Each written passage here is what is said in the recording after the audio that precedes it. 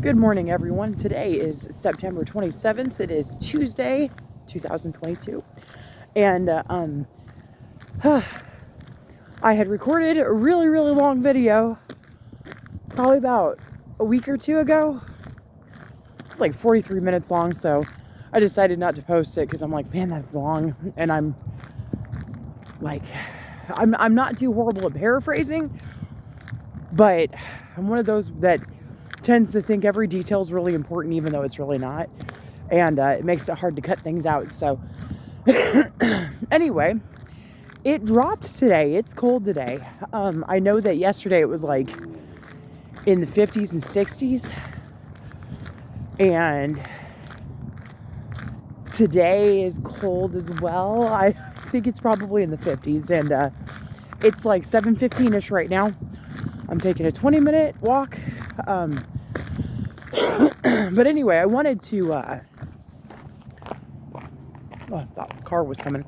I wanted basically to update that the last time that I had weighed myself before today, I had gotten up to 277.2. And today, I'm happy to say that the plans that I made and implemented to kind of start taking it one step at a time again, I'm down to 268.8, which was, I think it was 8.4 pounds. So 16 days ago. So in 16 days, which is basically about 2 weeks, I have worked off 8.2 pounds, 8.4 pounds. So anyway, I'm super happy about that. On my way. And a couple of the things that I wanted to implement was basically drinking more water, trying to do that caffeine cutoff at 2 or 3 p.m. And just making better choices for food, eating a little less, making sure that I've got some vegetables in my diet every day, that kind of thing. So, and I've been following through, which has been wonderful. And interestingly, sorry, that was a weird noise. Interestingly, I took the extra short route today, shoot. I lost my train of thought. I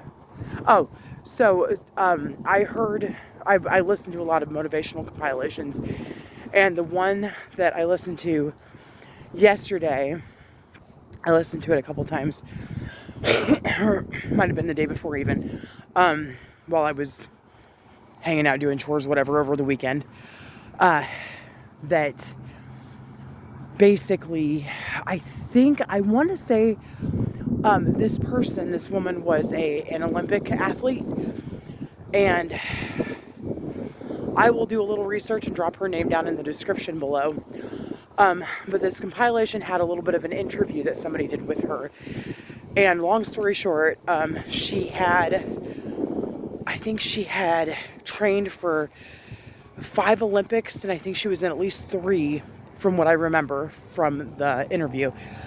But she had trained for Olympics again, another Olympics after having a baby, and also after another Olympics after that, after she had found out and been diagnosed with breast cancer. So it was a pretty inspiring story, and it was pretty neat, very inspiring. But one of the things that she said, which is something that I've been struggling with, and I may or may not have mentioned it in one of the videos that I posted, because I know I've talked about it in videos that I've recorded, but I may not have actually posted about it, I don't remember, is that, like she said, like after she had her first child, and trying to train for those Olympic Games again, real quick, just wanted to show you the nice little bridge I went across, is that one of the things that was hard for her was that after having that baby, she had really weak ankles, and she did a jump, one of the jumps, I don't know which jump it was, a long jump or whatever. But anyway, that was her Olympic thing. And she found it difficult to clear the jumps that she had been able to clear back when she was like a freshman.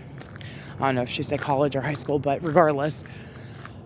And how frustrating it was that she had to, basically, she knows she was going back into training for the Olympics again. And she wanted to be back at the level where she left off, and she couldn't.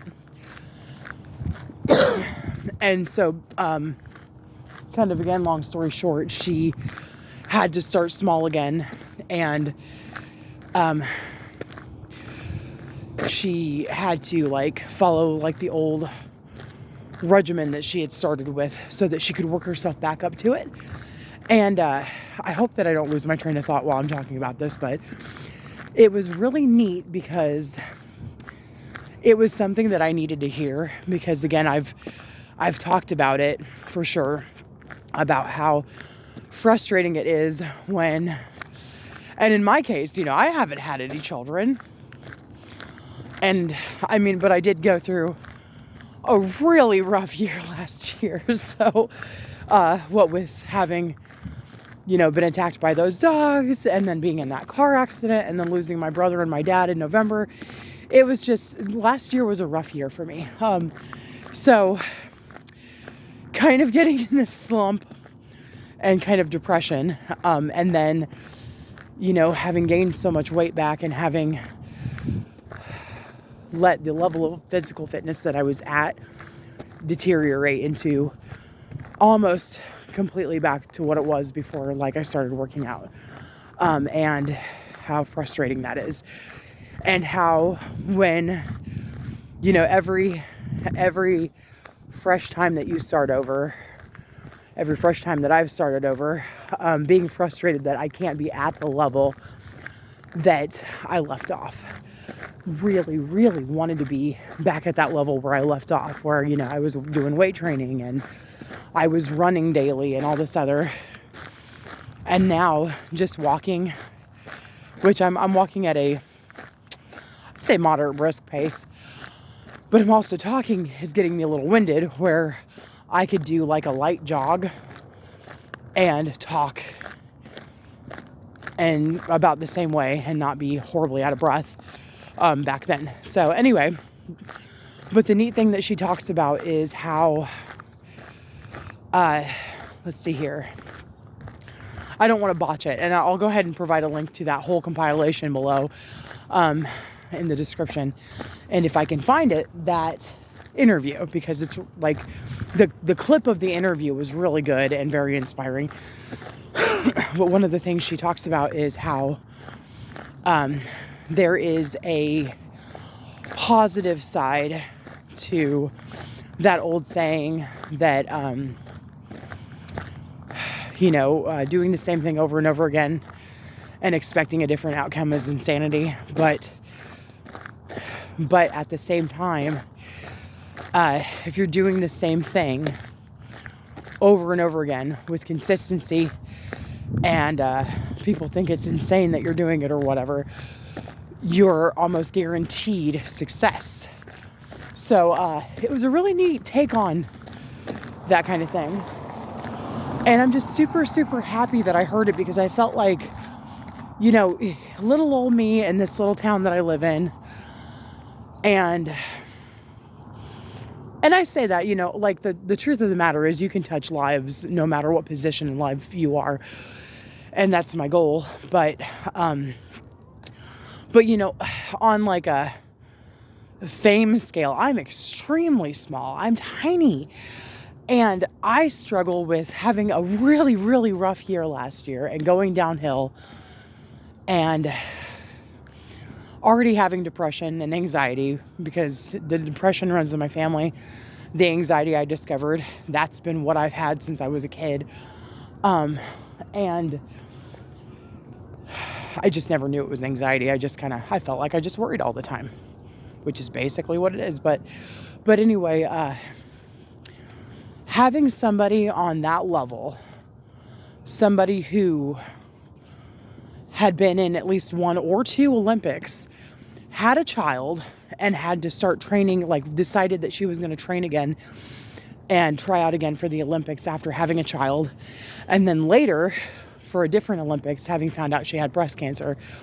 But having somebody on that level has something in common with me, and I'm getting a little emotional talking about it, that you can go through a really rough time, and for her it was something rough on her body that changes your your physiology, and going through that rough time and kind of getting back on that horse and wanting to be at that last level that you were at. I mean, I want to be at that level that I was. I want to be lifting weights and running, 3 miles a day or 1.5 miles a day, depending on what I have time for, and all this other. But, you're away from it. Your body kind of, I don't know if atrophy is the right word, but your body, your fitness deteriorates, and you can't just pick it up where you left off because your body's not ready for it. So you have to kind of start from the beginning. So hearing that from an Olympic athlete kind of made me feel like, okay, I'm not the only one, and not only am I not the only one, but like it's the same thing for people who do big things. And so so essentially to have that kind of connection with somebody who I don't know, I'm really, really glad that she talked about it, because it's been rough, and I want to get back on that horse. The last recording that I did, I talked about the last recording, not the one that I posted, but the last recording that I did. I had basically set a goal to start running by the end of this month. And I think, now that I think about it, I think the last recording that I did was on September 19th. And so I basically had 11 days to start running again, if I'm not mistaken. And and I'm not talking like running the whole course, because I know that my body's not ready for that. And I know mentally I'm not ready for that either. But hi puppy. But even if it's from, say, that brick right there, that brick block, to that telephone pole there on the right, just, and that's if I can make it that far, short distances again, because that's how I started. I started like 20 or 30 feet at a time with very long rests in between. And just kind of gradually longer distances with shorter rests in between, until I was able to complete like my whole mile. And I remember when I completed my first mile jogging, how I went ahead and stopped to celebrate, even though I felt like I could have kept going, which was pretty neat. But yeah, so I decided that by the end of this month, which again, today is September 27th, 2022, I will start running those small distances again.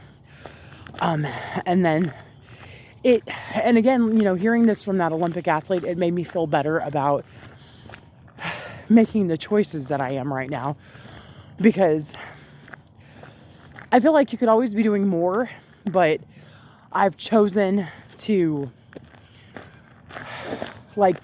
I get overwhelmed thinking about how much more I was doing and how I know that I could be doing more, but also trying to tell myself, well, your body's not ready for that.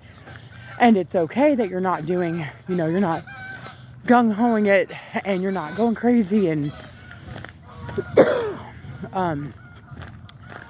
you're not,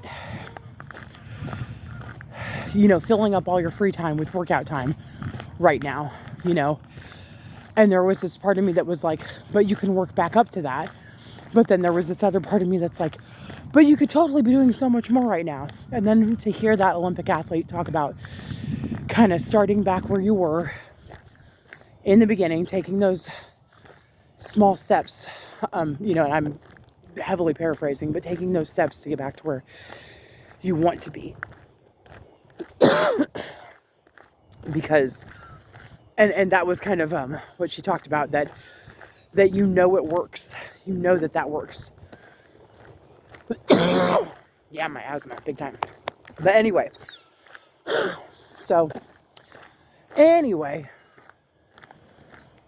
might be a woodpecker. Neat.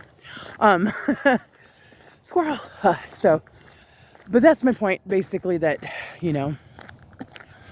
I set that goal for myself. And even though I didn't post that video, I'm going to be posting this one, basically letting the world, and I know I don't have a whole lot of followers or subscribers, whatever, this is YouTube, but I'm letting the world know basically that, I've set this goal for myself to start running again.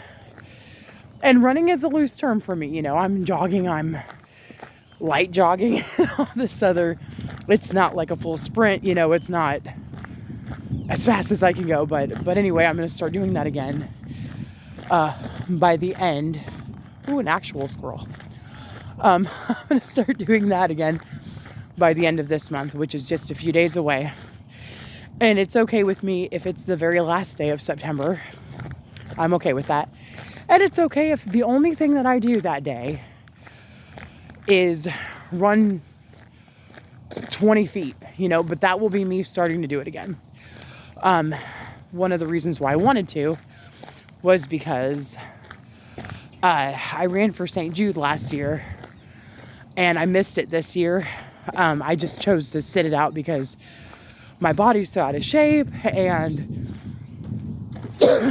I was somewhat using the excuse that I'm grieving for my dad and my brother. And I say somewhat because I am grieving for them, but I am really out of shape, and there's just, I wouldn't be, I think part of it was because I knew I wouldn't be able to do the same amount that I would have been able to do last time. And I'd much rather do the same or more than I did last time rather than less. I hadn't, advertised about it and had any sponsors or anything like that. So yeah. So anyway, so that's basically the gist of stuff. Again, this is a very condensed and somewhat like off to the left version of what I talked about last time, in the last recording that I did. Because like I said, that was like 43 minutes long, and I was like, man, that's a long one. And I talk about random stuff. It wasn't, which is okay, because that's part of the connection that you get with people. Me talking about communicating, but anyway, this time I just kind of wanted to put that out there that, I have a small victory to celebrate, that I'm back down into the 260s, even though it's the high 260s, it's still being back down into the 260s after being in the 270s for, I don't know how many months, and being worried that it was going to creep back up into the 280s and not doing a whole lot to keep that from happening. So anyway, that's about it. I don't think I have anything else to talk about. I'm sure I have other things to talk about, but I gotta go. So, I gotta go get gas, and I have to, get to work. So anyway, make good choices, be your best self, live your best life. My small things that I'm doing right now, like I said before, just to kind of sum up what I've been talking about, and how I got to an 8.4 pound burn off, if you will, or work off, deficit. I don't know what you want to call it. Over the last 2 weeks is basically, like I said, I decided that I was going to drink more water. And by more, I mean, try to replace soda, try to replace, drinks after 2 or 3 p.m. with water and cut off my caffeine by then. So if I say no caffeine, that's most beverages. Well, I should say most common beverages now, like coffee and soda, because I'm not really a juice drinker or anything like that. Trying to eat more vegetables, like, trying to eat smaller portions, or whatever. But yeah, so a lot of little steps, a lot of little things that gave me some progress. And that was the other thing that I didn't mention, haha, is that I wanted to start working out again, even if it was just taking a walk every day and getting up at like 6 o'clock in the morning, which I'm still working on. I've been getting up about 6:30. So it's, and having been where I was getting up at like 20 minutes till I had to be at work, that kind of thing, or 20 minutes before I needed to leave for work. And which was anywhere from in between like 7:45 to like 8:05, which was what I was waking up as. So getting up and getting moving at like 6:30 is a pretty good jump, but still very difficult. And that's why it's not been 6, even though I've set my alarm for 6. So yeah, all kinds of excuses when I'm waking up. So to stay in the bed. So anyway, that's the gist of it. Again, make good choices, be your best self, live your best life. And I will talk to you in a future video. Have a lovely day. Bye.